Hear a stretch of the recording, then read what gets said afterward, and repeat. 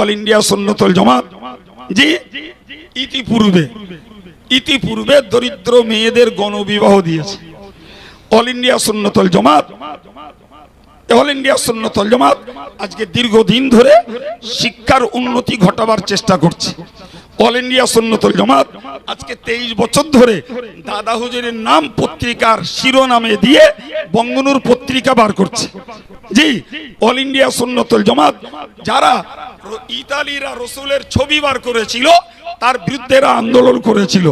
জি, এক অভদ্র ইসলামের কলঙ্কিনী এক মহিলা যে ইসলামটাকে লাঞ্ছিত করছিল তার বিরুদ্ধে আন্দোলন করেছিল শহীদ মিনারে। ভাই, এবং আরো ইউরিদুনা লিউতফিউ নূরাল্লাহি বিআফওয়াহিহিম, একদল মানুষ চায় আল্লাহ পাকের হেদায়েতের নূরকে মুখের ফুঁক দিয়ে নিভিয়ে দিতে। কি চায়? আচ্ছা বলেন দিন, এই টিউবলাইটে যদি কেউ ফুঁ দেয় নেভানোর জন্য, ওরে কি বিজ্ঞান ভবনে দেবেন না পাগলা গারদে দেবেন? টিউবলাইট কোনদিন ফুঁ দিয়ে নেভানো যায়? হ্যাঁ, টিউবলাইট ফুঁ দিয়ে নেভানো যায় না, ও বোঝে না। টেমি ফুঁ দিয়ে লিপ্ত, সে টেমিও তো আর নি, তা লিবাবি কি ভাই? সে টেমির যুগ পার হয়ে গেছে না। আর কেন তাই আননি, আর কেন তাইনি ইলেকট্রিক অফ চার্জার লাইট কিনে বসে দিয়ে, সেও তো ঘরের ডিম ফু দিয়ে নেবে না। সে তো চার্জ খেয়ে আলো দিচ্ছে, সেও নেবে না। সুতরাং কখনো মনে রাখা দরকার, আল্লাহর কোরআন বলছে ওরা চাইতো মুখের ফুঁকে আল্লাহর হেদায়েতের নূরকে নিষ্প্রভ করে দিতে, আর আল্লাহ বলছেন আমি আল্লাহ চাইছি আল্লাহু মুতিম্মু নূরিহি, আমি আল্লাহ চাইছি হেদায়েতের নূরকে প্রতিষ্ঠিত করে দেব। আর একটু চিল্লে বলেন, হেদায়েতের নূরকে আমি পূর্ণ করে দেব। ওয়ালাউ কারিহাল কাফিরুন, যদিও কাফেরদের কাছে সেটি অপছন্দের মনে হয়, কাফেররা যদি অপছন্দ করে, তারপরেও আমি আমার হেদায়েতের নূরকে পূর্ণ প্রতিষ্ঠিত করে তবে ছাড়ব। এই চ্যালেঞ্জ কার? জোরে বলুন কার? আল্লাহ পাকের চ্যালেঞ্জ, আল্লাহর ওয়াদা। জি, ইহুদি কাফের মুশরিকদের এগেনস্টে ভাই আল্লাহ পাক সত্যে পরিণত করে দেখিয়েছেন না দেখাননি? জোরে বলেন, দেখিয়েছেন না? হ্যাঁ, দেখিয়েছেন। প্রিয় ভাইরা আমার বক্তব্য এর পরের আয়াতে আল্লাহ বলেছেন ওয়াল্লাযী আরসালা রাসূলাহু বিল হুদা ওয়া দীনিল হক, ওই আল্লাহ যিনি তার রাসূলকে পাঠিয়েছেন হেদায়েত দিয়ে এবং সত্য ধর্ম দিয়ে। সুবহানাল্লাহ। আল্লাহর উদ্দেশ্য হলো লিইয়ুযহিরাহু আলা দ্বীনি কুল্লি, সমস্ত ধর্মের উপরে আল্লাহ পাক তার দেয়া ইসলামটাকে প্রতিষ্ঠিত এবং জয় দান করবেন।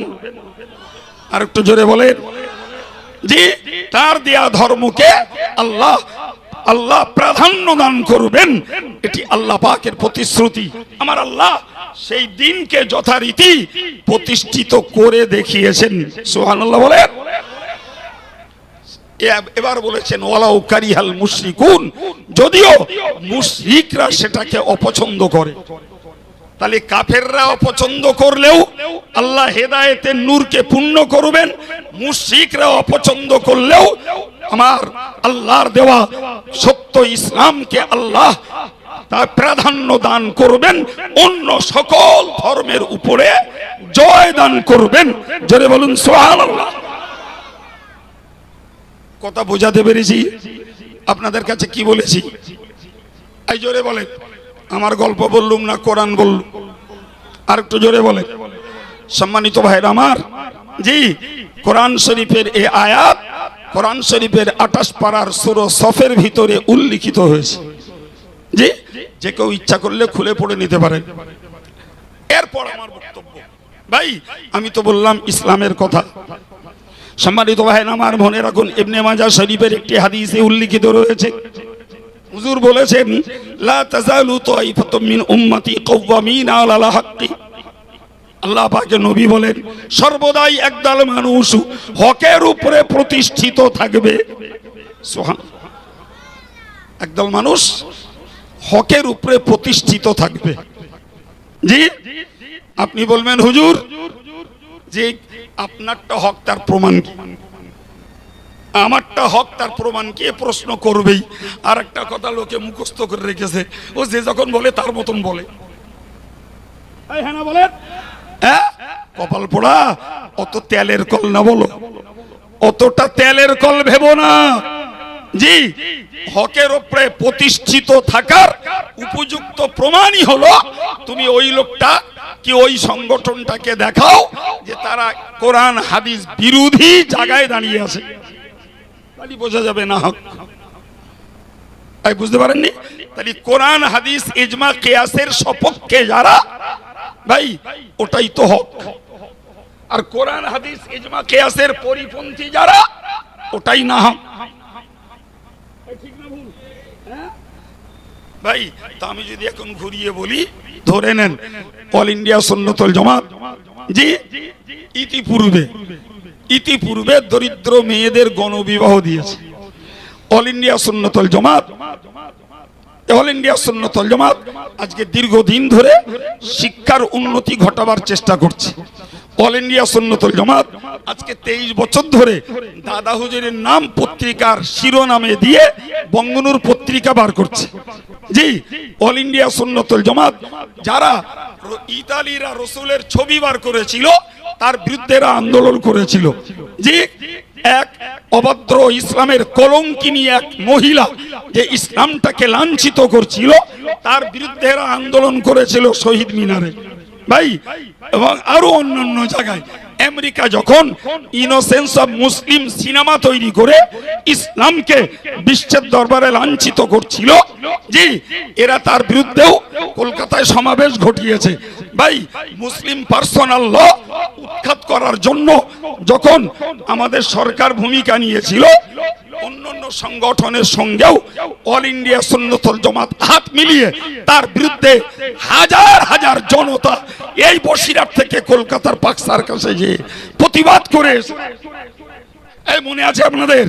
ভাই, এদেশের দরিদ্র মুসলমানেরা যখন, জি, খ্রিস্টান হচ্ছিল টাকার লোভে, চাকরির লোভে, মেয়ের লোভে, পদের লোভে, গরিবরা যখন খ্রিস্টান হচ্ছিল, এই চৌমাথার উপরে বিশাল জনসমাবেশ ঘটিয়ে খ্রিস্টানি মতবাদের পায়তারাকে উৎখাত করার জন্য আন্দোলন কোন প্রতিবাদী সমাবেশ করেছিল, মনে আছে আপনাদের? জি ভাই, অল ইন্ডিয়া সুন্নাতুল জামাত আজকের সিলসিলায়ে মুজাদ্দিদ জামানের মতাদর্শে দাঁড়িয়ে 16টা মেয়েদের মাদ্রাসা চালাচ্ছে, যে মাদ্রাসাগুলোতে মেয়েরা আলেমা তৈরি হচ্ছে।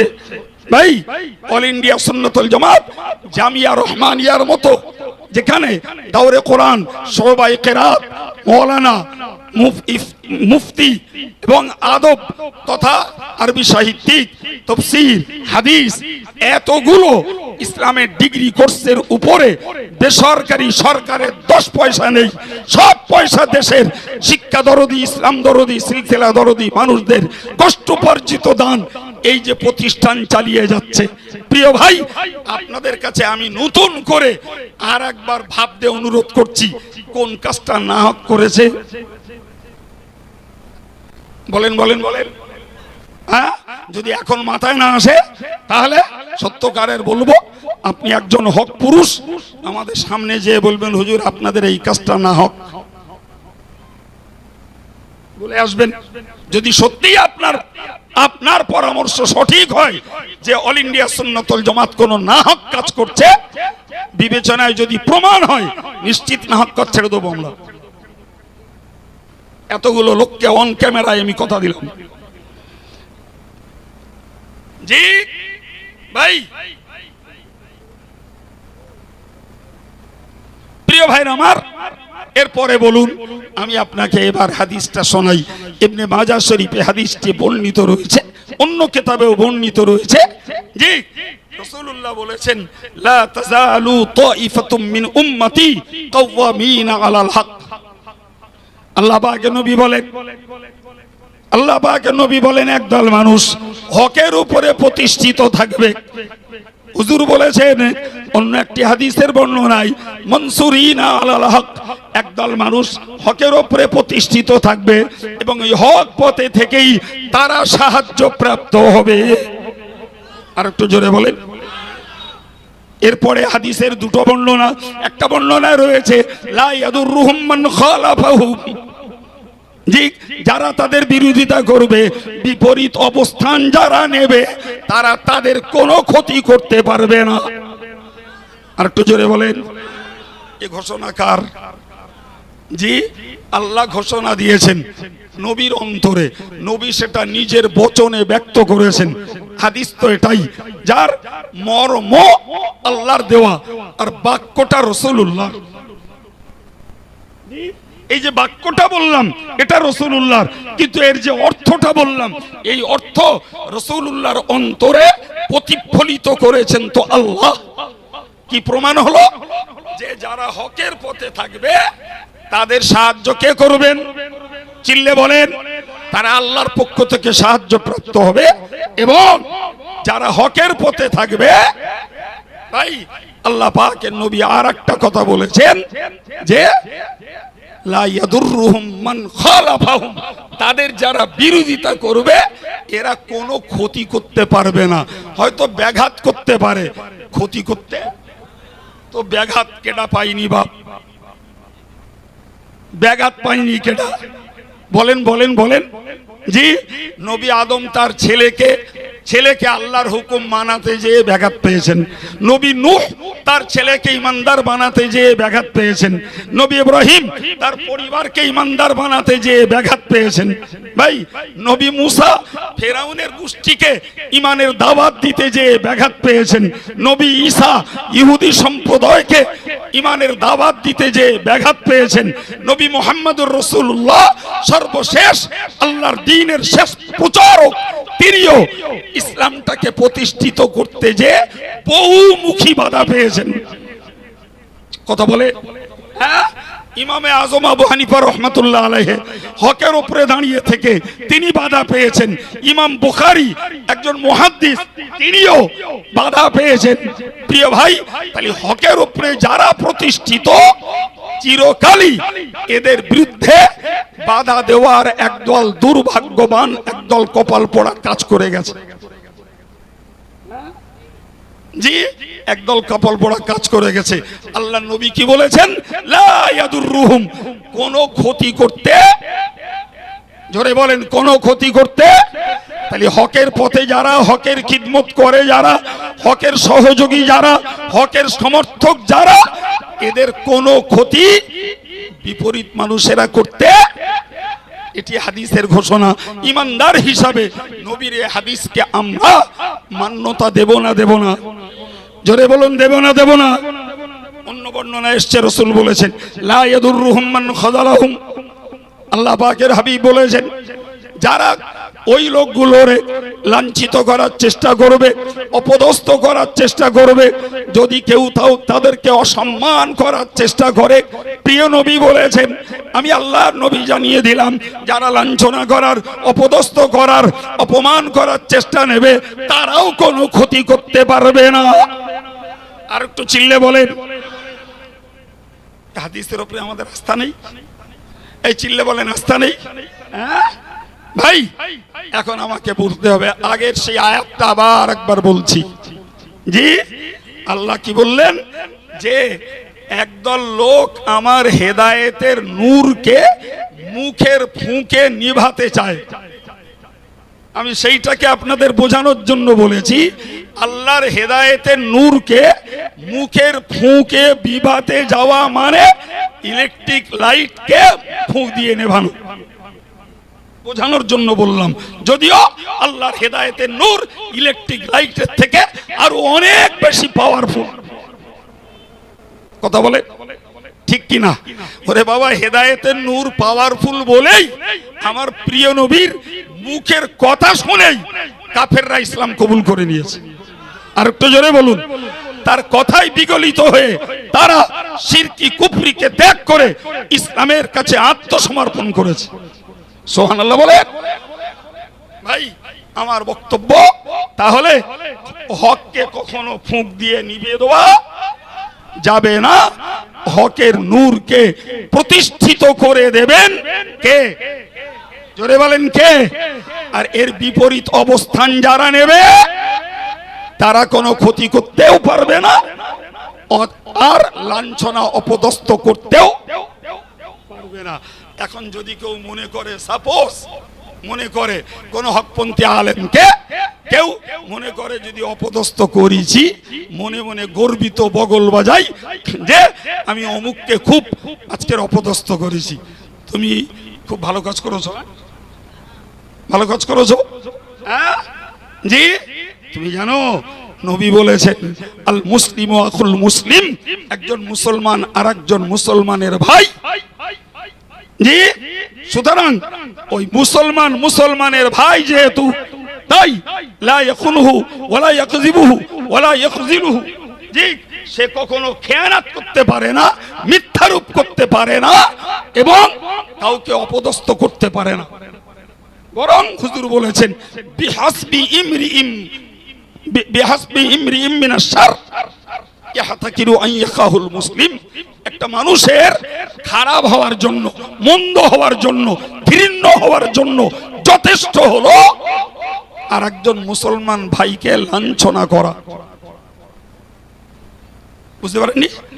একজন মুসলমানের পক্ষে ঘৃণিত, লাঞ্ছিত এবং মন্দ হওয়ার জন্য যথেষ্ট হলো আর একজন মুসলমান ভাইকে অন্যায়ভাবে পার্থিব স্বার্থে নফসের গোলামিতে লাঞ্ছিত করার চেষ্টা করা।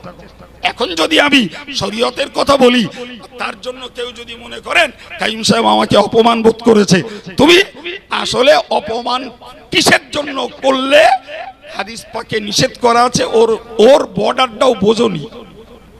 ওই যে বললাম, সুদখোরের বিরুদ্ধে বললে সে যদি বলে অপমান হয়েছি, মদখোরের বিরুদ্ধে বললে সে যদি বলে অপমান হয়েছি, বেপরদার মহিলাদের এগেনস্টে বললে সে যদি বলে অপমানিত বোধ করছি, যদি হক নষ্টকারীর বিরুদ্ধে বললে সে যদি মনে করে অপমান বোধ করছি, তাহলে সে অপমান কোনটা আর সম্মান কোনটা ওইটাই বুঝিনি। বুঝেছে? বুঝিনি। জি প্রিয় ভাইরা আমার, নবী বলেছেন মান ক্বালা লা ইলাহা ইল্লাল্লাহ, রাসূল বলেছেন যে লোকটা তাওহীদের স্বীকৃতি দেয়, একদিকে অন্তরে বিশ্বাস করে আর একদিকে তাওহীদের স্বীকৃতি দেয় মুখে বলে, আসামা মিন্নি দিমাআহুম ওয়া আমওয়ালাহুম, অন্য হাদিসে এসেছে ওয়ারজাহুম ইল্লা বিহাক্কিল ইসলাম। জি প্রিয় ভাই আমার, হাদিস শরীফে পরিষ্কার উল্লেখিত আছে কোন মুসলমান আর একজন কলেমা পড়া ভাইরে সে কখনো তার সম্মান, তার রক্তপাত করতে পারে না, সে কখনো কোনোদিনের তরেও সে কোনোদিন তার সম্মানহানি করতে পারে না, তার অর্থ সম্পদকে লুট করতে পারে না। তার মানে যে কলেমা পড়েছে তার সম্মান বাঁচিয়ে নিয়েছে, যে কলেমা পড়েছে সে তার অর্থ সম্পদকে বাঁচিয়ে নিয়েছে, যে কলেমা পড়েছে সে তার কি বাঁচিয়ে নিয়েছে? অর্থ সম্পদ আর রক্তর সম্মানও রক্ষা করে নিয়েছে। তার মানে তার রক্তপাত করা যাবে না, অর্থ নষ্ট করা যাবে না, সম্মানহানি করা যাবে না। এটা নবীর হাদিস, এটা নবীর। এ প্রসঙ্গেও আপনাকে শুনতে হবে ভাই, খুব ভালো করে বুঝুন, এটা ভারতবর্ষ, এটা ভারতবর্ষ। তো ভারতবর্ষে ব্যভিচারের ইসলামী শাস্তি নেই, এটা ভারতবর্ষ। এ ভারতবর্ষে চোরের ইসলামী শাস্তি নেই, এ ভারতবর্ষ। এই ভারতবর্ষে যারা মিথ্যা অপবাদ দেয়, ইসলামী শাসনে যে শাস্তি আছে ভারতবর্ষে তা নাই। জি এখন বলেন, একটা সামাজিক, যাকে ফিকহের পরিভাষায় বলা হয় তাজির, জি, চোরকে ধরে লোক দুঘা মারলো, মাতাল বারবার এসে উত্তপ্ত করছে, প্রতিদিন মদ খেয়ে তারে ধরে গ্রামবাসী দু একদিন মারলো। কেউ মিথ্যা অপবাদ জবান দারাজি করেছে, তাকে ধরে মানুষ একটু নাকড়া ঝাঁকড়া দিলে, ভাই কথা শুনতে পাচ্ছেন না? জি, তাকে ধরে নাকড়া ঝাঁকড়া দিলে। ভাই এখন বলেন, সে যদি বলে এই যে কাইম সাহেব নীতি কথা শুনিয়ে গেল যে মুসলমানের রক্তপাত করা যায় না, মুসলমানের সম্মানহানি করা যায় না, মুসলমানের সম্পদ নষ্ট করা যায় না, এই চোরের ধরে ঠেঙাচ্ছে কেন, মাতালের ধরে ঠেঙাচ্ছে কেন, কিংবা কেউ হক নষ্ট করেছে তারে ধরে ঠেঙাচ্ছে কেন, কেউ গাল দিয়েছে তার কানটা একটু গরম করে দিচ্ছে কেন? হ্যাঁ বলেন জি, এগুলো করতে হবে না হবে না? এই জোরে বলেন মিয়া সাহেব, এটাও শেখো। জি, এটাও শেখো। ইসলামী শাস্তির বিধান আলাদা, আর সিয়াসত তথা রাষ্ট্রীয় ব্যবস্থাপনা আলাদা। এই কথা বুঝতে পারেননি? জি, ইসলামী হুদুদ আলাদা, ইসলামী শাস্তির বিধান আলাদা, আর রাষ্ট্রীয় সামাজিক শাস্তির ব্যবস্থা জোরে বলেন আলাদা।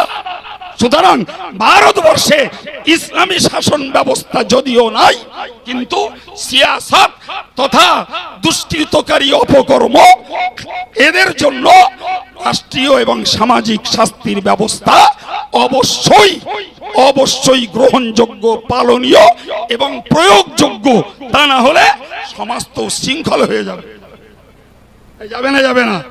সুতরাং কেউ যদি ঔদ্ধত্যগিরি করে, অশৈলত করে, কেউ যদি অত্যাচারমূলক পথ নেয়, কেউ যদি গালি দেয়, কেউ যদি মিথ্যা বদনাম দেয়, কেউ যদি কুৎসা রটনা করে, ভাই কেউ যদি সমাজের মাটিতে ফেতনা ছড়ায়, তাহলে হয়তো বা কখনো পর্যায়ক্রমে তার ওই এই কি বলে ইসলামী শাস্তি না পেলেও কখনো রাষ্ট্রীয় সামাজিক শাস্তিও কপালে পড়তে পারে। তখন তিরিবিরি করলে হবে না। এই কাইম সাহেব বললো যে মুসলমানের সম্মানহানি করা যায় না, মুসলমানের রক্তপাত করা যায় না, মুসলমানের সম্পদ নষ্ট করা যায় না। ও মিয়া, সেটা মুসলমান দায়ী, তোমার তো মুসলমানের ভিতরে লিক হয়ে গেছে, ছেঁদা হয়ে গেছে। সুতরাং মুসলমান মুসলমানিত্বের মতো থাকবে, নিশ্চিত তার রক্তপাত, তার সম্মানহানি, তার অর্থ সম্পদ লুট কোন মুসলমান করতে পারে না, করলে আল্লাহর কাছে অপরাধী। কিন্তু সামাজিক শান্তি বজায় রাখার জন্য জি, কখনো চোরকেও শাস্তি দিতে হয়, কখনো মাতালকেও শাস্তি দিতে হয়, কখনো পরের সম্পদ আত্মসাৎকারীকেও শাস্তি দিতে হয়, কখনো মিথ্যাচার, অপপ্রচার আর গালিমন্দেরও শাস্তি দিতে হয়। এই কথা বুঝতে পারেননি? জি ভাই, সে শাস্তি হাতে না হোক মুখেও দেওয়া লাগে। ভাই ওই যুগে হকের বিরোধিতা করত কাফেররা, আজকের যারা হকের বিরোধিতা করছে তারা ইমানের গেটআপ লাগিয়ে কাফের মুশরিকদের চরিত্রের পাঠ করছে।